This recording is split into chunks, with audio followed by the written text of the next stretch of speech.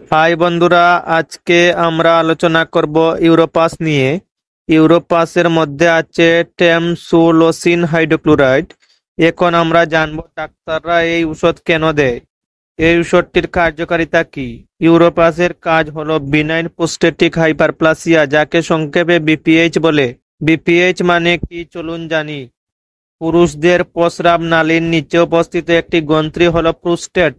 বয়স বাড়ার সাথে সাথে অনেক পুরুষদের প্রস্টেট বড় হয়ে যায়। প্রস্টেট বড় হয়ে গেলে প্রস্রাবের পথে চাপ পড়ে এবং বিভিন্ন প্রস্রাবজনিত সমস্যা হয়। বিপিএইচ এর সাধারণ লক্ষণ: প্রস্রাব করার সময় কষ্ট বা চাপ লাগা, প্রস্রাব থেমে থেমে আসা, ঘন ঘন প্রস্রাব লাগা বিশেষ করে রাতে, প্রস্রাবের পরে পূর্ণ মূত্রত্যাগ না হওয়ার অনুভব, প্রস্রাবের দ্বারা দুর্বল হয়ে যাওয়া ইত্যাদি ক্ষেত্রে ইউরোপাস জাতীয় ওষুধ দেওয়া হয়। সহজ কথায় বলতে গেলে ইউরোপাস প্রোস্টেট গ্রন্থি ও মূত্রথলির পেশি শিথিল করে, যাতে প্রস্রাব সহজে এবং বাধাবিহীনভাবে বের হতে পারে।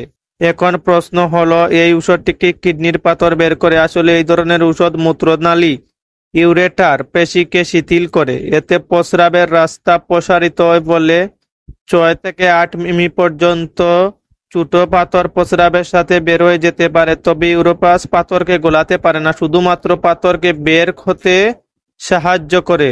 ইউরোপাস খাওয়ার নিয়ম: প্রতিদিন একই সময়ে খাওয়া, খাবার পর খাওয়া।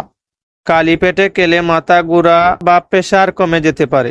পার্শ্ব প্রতিক্রিয়া: কিছু মানুষের ক্ষেত্রে মাথা ঘোরা, দুর্বল লাগা বা রক্তচাপ কমে যাওয়া ইত্যাদি হতে পারে। কোনো ধরনের প্রশ্ন থাকলে কমেন্ট করবেন এবং হেলথ রিলেটেড ভিডিও পেতে আমাদের চ্যানেলটির সাথে থাকুন। ধন্যবাদ।